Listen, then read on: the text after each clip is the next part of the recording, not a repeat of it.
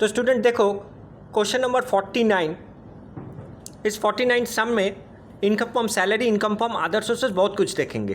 तो ये सम में स्पेसिफिक जो है देखो यहाँ पर स्केल है कि देखो यहाँ पर मिस्टर मित्रा 42 ईयर्स था और उन्होंने एक प्राइवेट गैस कंपनी में सर्विस किया। देखो 1 जनवरी 2014 में वो ज्वाइन किया है, तब उसका सैलरी था 13,500। हाँ, और ये सब दिया हुआ है। लास्ट में हमको बोला है कंप्यूटेशन ऑफ टैक्स लायबिलिटी। इसमें हम लोग सीखेंगे इनकम फ्रॉम सैलरी और इनकम फ्रॉम अदर सोर्सेज और कुछ डिडक्शन सीखेंगे। और देखो यहाँ पर total tax liability of mister के मित्रा फॉर द असेसमेंट ईयर 2021।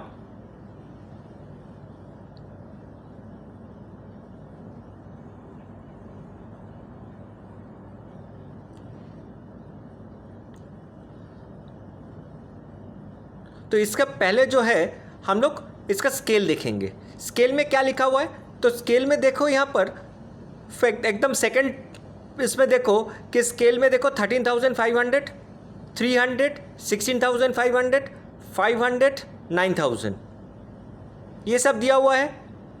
तो इसका मतलब क्या है, 13,500 माइनस 300 माइनस और स्लैश जो भी बोलो 16,500, इसको स्केल कैलकुलेशन करेंगे। ठीक है, तो स्केल कैलकुलेशन क्या है, तो 13,500 डैश 300, इसका मतलब हो रहा है कि हर साल each and every year your salary is increment by ₹300 up to 16,500, मतलब 16,500 तक तुम्हारा जब सैलरी रहेगा तब तक तुमको 300 रुपया होगा। 16,500 अगर क्रॉस कर गया, whenever your salary is reach to 16,500 then the salary is increment by 500 till 19,000, मतलब 500 रुपये करके बढ़ते रहेगा 19,000 में। क्लियर, 13,500 डैश 300, इसका मतलब होता है हर साल मेरा 300 रुपया करके इंक्रीमेंट होगा अप टू 16,500 और 500 करके इंक्रीमेंट होगा 19,000 तक। ठीक है, तो होपफुली हम लोग का 19,000 तक मेरा सैलरी हो जाएगा, क्योंकि हम लोग का असेसमेंट ईयर 2021 है और हम लोग को बनाना पड़ेगा 1920 का हम लोग बनाना पड़ेगा 2021 का असेसमेंट ईयर से।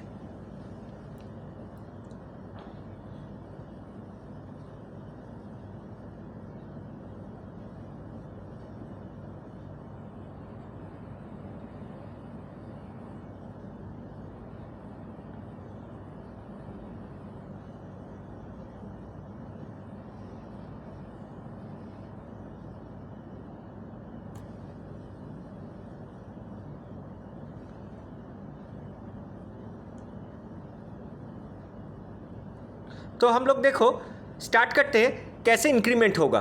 तो उस बंदे ने ज्वाइन किया था 1 जनवरी 2014, 1/1/2014।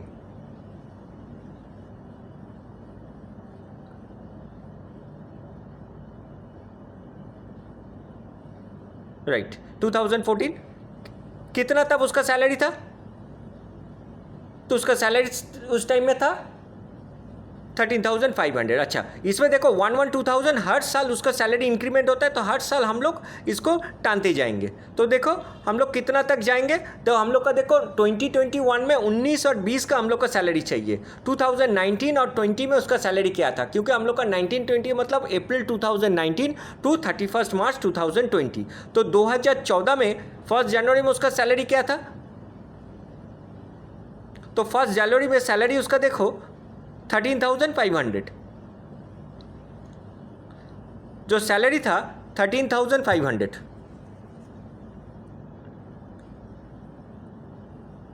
तो यहाँ पर लिखते हैं 13,500। उसके बाद हर साल 300 रुपये करके बढ़ेगा, तो 13,800, फिर 14,100 प्लस 300 करते ही जाएंगे। हम फॉर्मूला डाल के अब ऐसे ही करके बढ़ते ही जाएगा अप टू 16,500।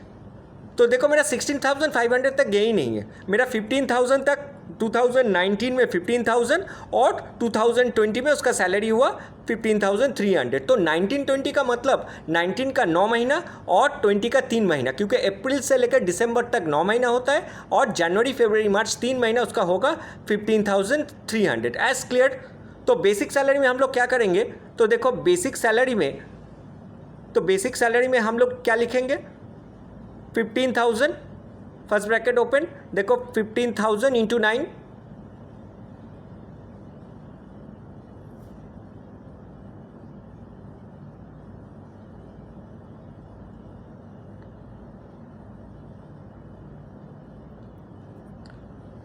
और उसके बाद देखो 15,000 करके बाकी 3 महीना का, बाकी 3 महीना का 15,000 टू 300, तो उसका जो आंसर आएगा वो हम लोग यहाँ लिखेंगे।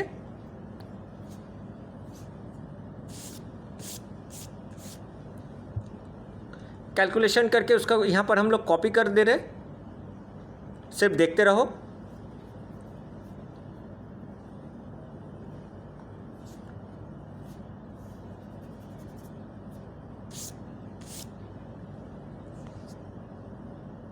तो देखो यहाँ पर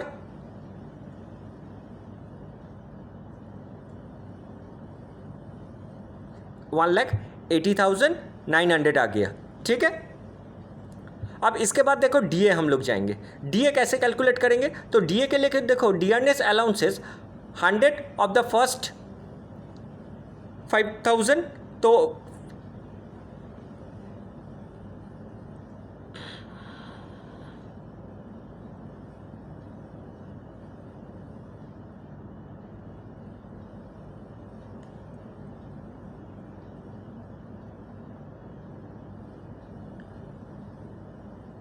देखो 100% ऑफ द फर्स्ट 5,000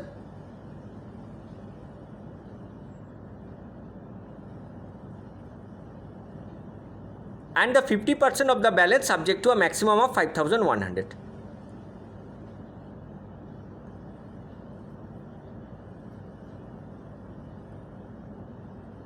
तो देखो इसका सैलरी, बेसिक सैलरी हमने लिखे है कि हर महीना में कितना हुआ है। देखो अप्रैल महीना में 15,000, मई महीना में 15,000, जून जुलाई से लेकर मार्च तक हम लोग का सैलरी कैलकुलेशन किया, side by side DA calculation कर रहा है। तो पहला जो है 5,000 का 100% का मतलब 5,000, और बाकी जो बैलेंस होगा उसका 50%, तो बैलेंस कितना बचेगा,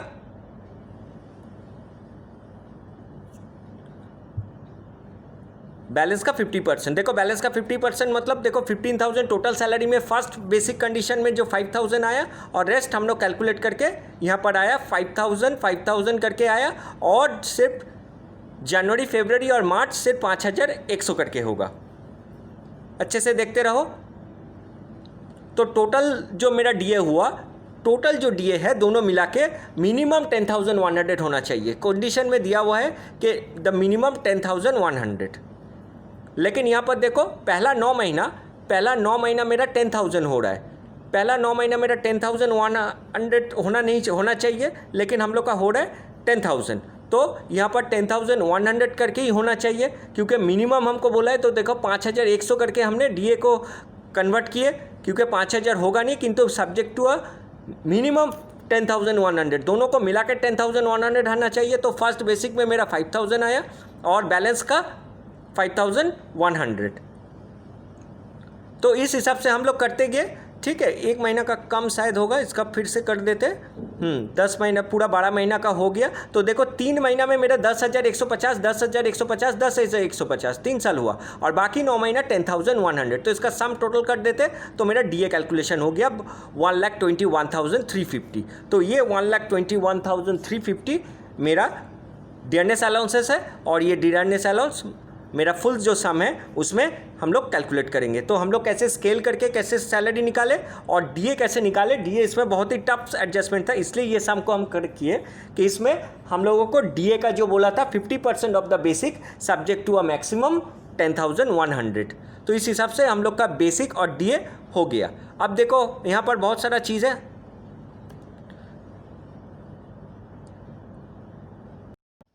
तो इसके बाद देखो हम लोग डायरेक्ट चले जाते हैं मेडिकल अलाउंसेस में। तो इस क्वेश्चन में मेडिकल अलाउंस देखो, हाउस रेंट अलाउंस वगैरह, इसका चिल्ड्रन एजुकेशन अलाउंस, ये सारा कुछ नहीं था, लेकिन हमने जो फॉर्मेट जो एक्सेल शीट में बना रखे सबके लिए बना रखे, तो ये सब में ये सारा चीज़ कुछ भी नहीं होगा।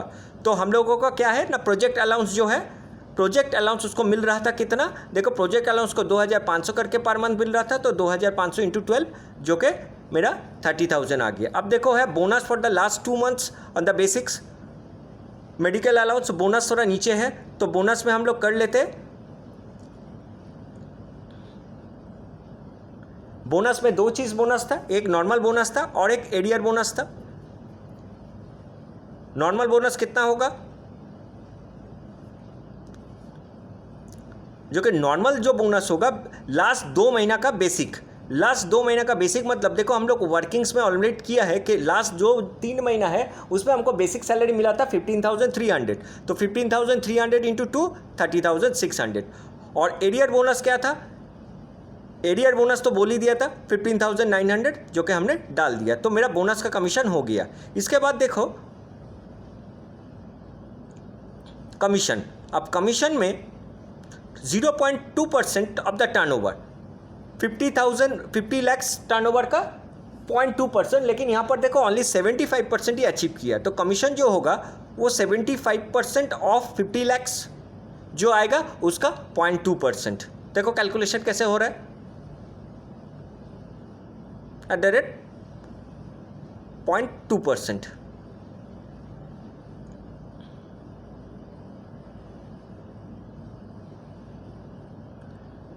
जो कि मेरा कैलकुलेशन में आ रहा है, यहाँ पर भी कर ले रहे,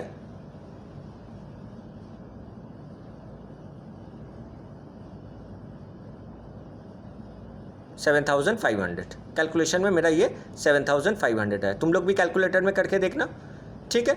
इसके बाद क्या क्या है ना, इसके बाद देखो हम लोग थोड़ा लाइन खींच देते जे मेरा क्या क्या चीज़ हो गया है। तो मेरा देखो basic salary, dearness allowance, project allowance, bonus मेरा हो गया, कमीशन हो गया, ठीक है।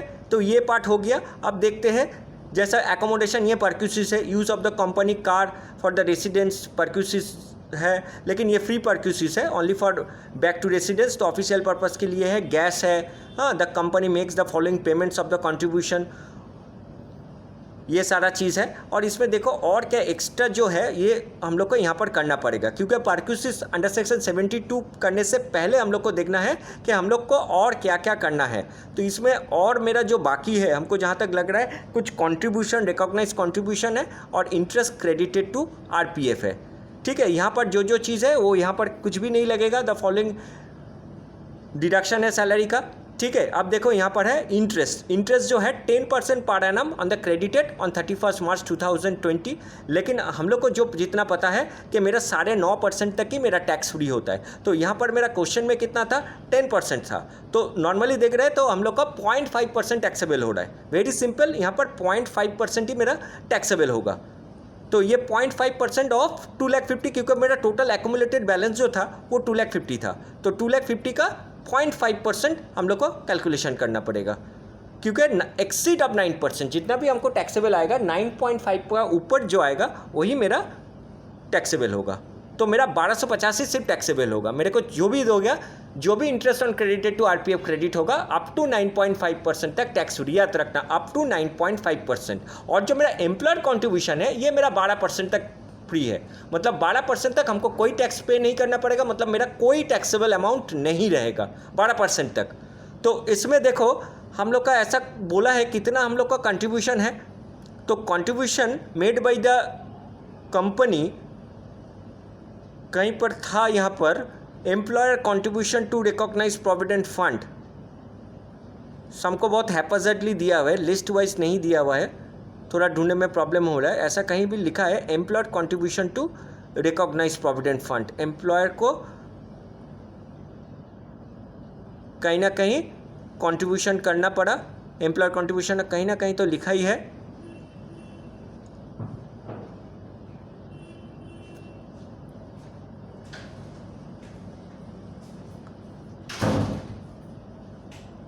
हाँ, मिल गया। Contribution to recognise provident fund कितना था, 25,000। अब देखना है कि ये 25,000 मेरा 12% से ज़्यादा हो रहा है कि नहीं। 12%, 12% ऑफ व्हाट, तो salary in case of PF ये होता है basic plus DA plus fix percentage of commission, 12% of the basic plus DA plus fix percentage of commission. तो बेसिक डीए और फिक्स परसेंटेज को टोटल करके उसका 12% कितना होता है ये हम लोग देखेंगे। तो बेसिक डीए और क्या क्या था, तो बेसिक मेरा कितना था, तो देखो ऊपर में देखो मेरा बेसिक था 1,80,900, मेरा डियरनेस अलाउंस था और मेरा 7,500 जो कमीशन है। तो ये 3 कमीशन मिला के देखो, ये नीचे देखो यहाँ पर अमाउंट दिख रहा है इसका 12%, ठीक है। तो इसका 12% हम लोग करेंगे तो कितना आता है ये देखेंगे। अगर ये 25,000 से कम है तो मेरा कुछ टैक्सेबल पोर्शन होगा, और अगर ये नहीं होगा तो ये मेरा नील हो जाएगा। तो 3,09,000 इसका 12% करो तो देखो 25,000 जहाँ है 25,000, लेकिन मेरा कंट्रीब्यूशन जो है थोड़ा गलती कुछ हो रहा है, हाँ 3,09,750 है। फिर से एक बार देख लेते हैं ये दोनों को टोटल करके, और ये 7,500 भी टोटल करना पड़ेगा। 7,500 टोटल करके आ रहा है मेरा 309,750 आ रहा है। तो यहाँ पर थोड़ा गलती हुआ था मेरा, 309,750 इसका 12%, इसका 12% करेंगे, एक ज़ीरो ज़्यादा हो गया था मेरा कैलकुलेशन में, तो 37,170। तो 25,000 से 37 मतलब ये मेरा टैक्सेबल अमाउंट नील हो जाएगा, क्योंकि 37,170 का ऊपर अगर मेरा कोई कंट्रीब्यूशन जाएगा पीएफ का तभी जाके हम लोग का एग्जम्पशन होगा। लेकिन यहाँ पर देखो 37,170 है, मतलब हमको बहुत ही कम, मतलब 12% से कम कंट्रीब्यूशन किया है कंपनी ने। मेरा जो total basic plus DA plus commission का 12% से कम टैक्स जमा किया है, ठीक है, कम प्रोविडेंट फंड जमा किया है। तो इसके वजह से क्या हुआ कि ये मेरा नील हो गया, क्योंकि 25 माइनस 37,170 मेरा नेगेटिव आ जाता है, नेगेटिव तो होता नहीं है, तो ये मेरा नील हो गया, ठीक है। तो मेरा एम्प्लॉयर कॉन्ट्रीब्यूशन टू पीपीएफ एक अच्छा चीज़ सीखे, और interest credited to RPF up to 9.5%, ये हम लोग सीख गए हैं। इसके बाद और देखो, और हमको लगता है कुछ नहीं है, अभी हम लोग चले जाएंगे परक्यूसिस में। परक्यूसिस में जो है, परक्यूसिस में मेरा सीखना है एकोमोडेशन। ये हमने स्पेशल अलग से वीडियो बनाया है, कि बहुत सारा वीडियो बनाया है कि एकोमोडेशन करने के लिए क्या होगा। एकोमोडेशन का वीडियो अच्छे से देखोगे तो कोई भी ये कर पाएंगे। एकोमोडेशन इन द बर्दवान, तो बर्दवान में होने से क्या होता है, और the accommodation is owned by the employer. अगर accommodation owned by the employer होगा तो उसका कैलकुलेशन अलग है, पैरामीटर अलग है, और accommodation is hired by the employer होते तो ये भी अलग होता था। तो यहाँ पर देखो ये तो दुर्गापुर में था और बर्दवान में इसका पोस्टिंग लगा है। तो Burdwan is a non metro city, तो होपफुली इसका जो कैलकुलेशन होगा ये 7.5% ऑफ द बेसिक सैलरी। जो टर्म्स एंड कंडीशन है एकोमोडेशन का वो तुम लोग देख लोगे, इसमें 7.5% तक टैक्सेबल है।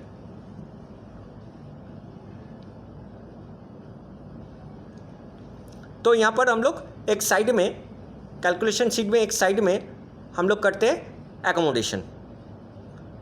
कैलकुलेशन ऑफ एकोमोडेशन में मेरा सैलरी कैलकुलेशन करना बहुत ही ज़रूरी है, क्योंकि एकोमोडेशन कैलकुलेशन के लिए सैलरी का मतलब क्या है, basic plus DA plus all taxable allowances bonus and fix commission, मतलब ऑलमोस्ट सारा टोटल सैलरी का 7.5% हम लोग को होगा। तो salary for the accommodation purpose, तो salary for the accommodation purpose कितना होगा मेरा, तो हम लोग यहाँ से टोटल कर लेते हैं। टोटल में ऑलमोस्ट सभी देखो बेसिक होगा, डीए होगा, प्रोजेक्ट अलाउंस होगा,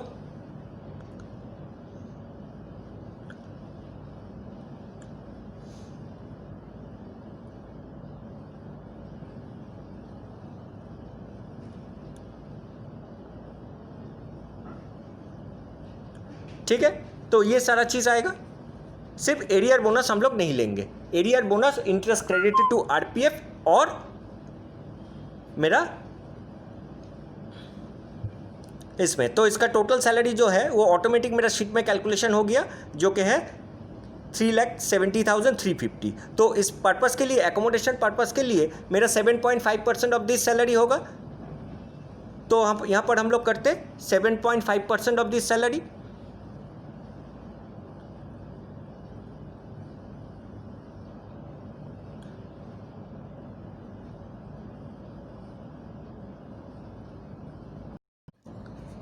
तो देखो 7.5% ऑफ दिस सैलरी करने से कितना आता है, 27,776। ये है मेरा वैल्यूएशन ऑफ एकोमोडेशन। तो वैल्यूएशन ऑफ एकोमोडेशन में क्या होता है कि अगर कोई फर्नीचर प्रोवाइड किया तो उसके ऊपर 10% होगा। So the cost of furniture at the rate of 10%, जो कि फर्नीचर यहाँ पर कहीं पर लिखा नहीं है कि फर्नीचर प्रोवाइड हुआ है, तो ये मेरा नील हो गया। और कभी कभी होता है कि एम्प्लॉयर ने रेंट के पर्पस के चलते एम्प्लॉय से कुछ पैसा काट लिया या उससे लिया, जो भी हो, तो यहाँ देखेंगे कि अमाउंट पेड बाय एम्प्लॉय, ठीक है। तो एम्प्लॉय ने कितना पैसा दिया ये देखने के लिए हम लोग को देखना पड़ेगा कि एम्प्लॉय से कुछ पैसा काटा कि नहीं। हम कुछ पढ़े थे इस सब में, तो कहीं ने लिखा हुआ था कि एम्प्लॉय का सैलरी से रेंट के दौरान कुछ पैसा काटा है, इन पर्पस ऑफ रेंट कुछ पैसा काटा है। हाँ देखो यहाँ पर लिखा हुआ है के का पॉइंट का 2 देखो, इसमें दिया हुआ है rent for the accommodation is 1500 per month, मतलब जो एकोमोडेशन दिया है तुम्हारा से 1500 रुपया काट भी लिया कंपनी, तो ये जो अमाउंट है ये reduce by the such valuation. तो ये जो वैल्यूएशन की है इसमें से 1500 पर मंथ, मतलब सालाना मेरा होता है 12,000, ये 12,000 मेरा टोटल जो वैल्यूएशन आया एकोमोडेशन का उसमें से रिड्यूस हो जाएगा, क्योंकि ये मेरे से इतना पैसा कंपनी काट रहे हैं 18,000। तो मेरा टैक्सेबल अमाउंट ऑफ परक्यूसिस होगा 27 माइनस 18,000 जो होगा 9776 और 9777। This is the valuation of accommodation, unfurnished accommodation, क्योंकि यहाँ पर कोई फर्नीचर था नहीं, ठीक है। तो इसमें 7.5% ऑफ सैलरी जो कि आया 99,776। तो ये वैल्यूएशन ऑफ एकोमोडेशन में हम डाल दे रहे, वैल्यूएशन ऑफ एकोमोडेशन में इसमें डाल दे रहे।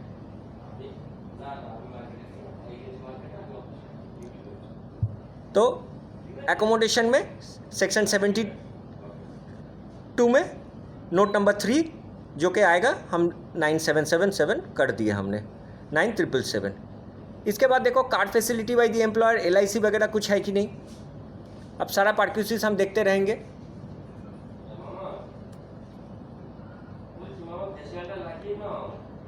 तो पार्क्यूसिस में और क्या क्या है देखो,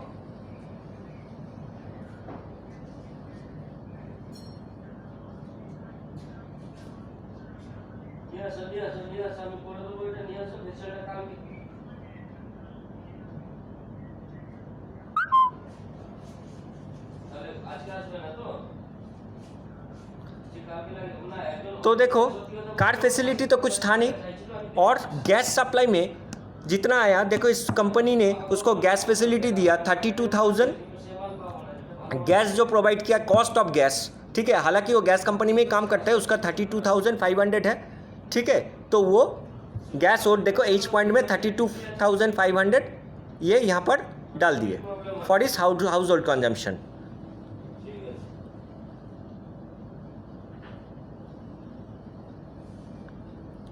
इसके बाद कुछ LIC प्रीमियम है कि नहीं, पेड बाय द एम्प्लॉयर है कि नहीं देखना पड़ेगा, ठीक है।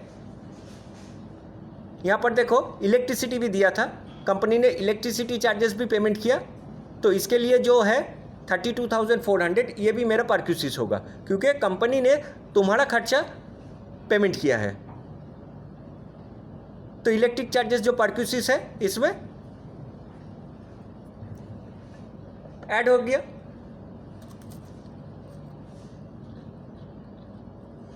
अब देखो इनकम टैक्स पे किया, ये भी मेरा पार्क्यूसिस है। इनकम टैक्स पेनल्टी ये भी मेरा पार्क्यूसिस है। मतलब कंपनी अगर तुम्हारा बिहाफ पे कोई भी खर्चा करेगा तो इट्स योर सैलरी, तुम्हारा सैलरी में ऐड हो जाएगा, इसका ही नाम perquisites. Perquisites means the non cash benefit which is given by the employer to employ.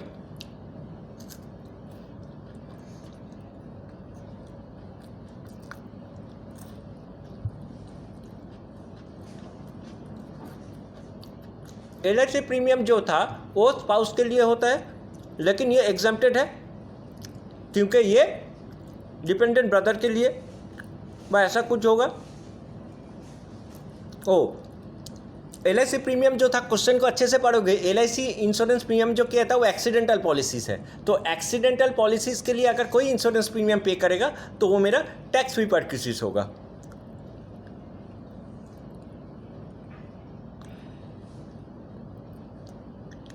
और देखो क्या क्या है,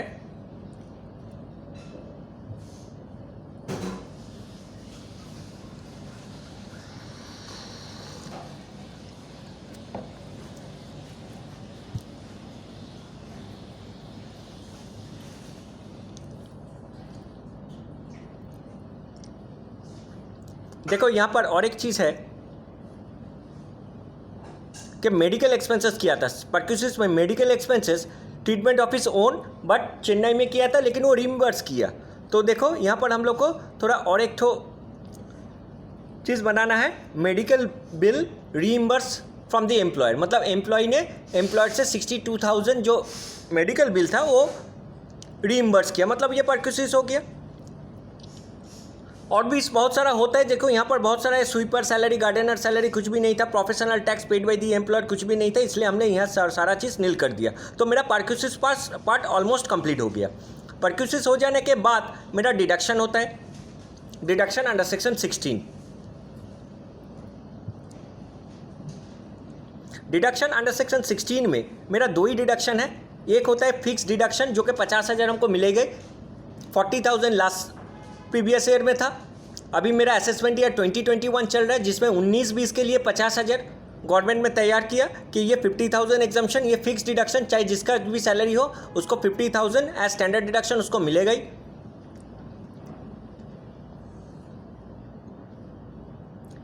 तो इसका टोटल कर लेते हैं, इसका ग्रॉस सैलरी हम लोग निकाल लेते हैं। देखो ग्रॉस सैलरी का टोटल हमने कर दिया जो कि इतना आया, और उसमें से 50,000 हमको एग्जम्पशन मिलेगा, फिक्स डिडक्शन है। और प्रोफेशनल टैक्स के लिए अगर कुछ एग्जम्पशन होता तो यहाँ पर आता, लेकिन प्रोफेशनल टैक्स के लिए कुछ एग्जम्पशन नहीं है, कोई प्रोफेशनल टैक्स, हाँ पेमेंट ऑफ प्रोफेशनल टैक्स है, राइट, 1800। तो कुल मिला के उसको एग्जम्पशन मिलेगा 51,800। तो 51,800 उसको टोटल जो ग्रॉस सैलरी है वहाँ से उसको एग्जम्पशन मिल जाएगा।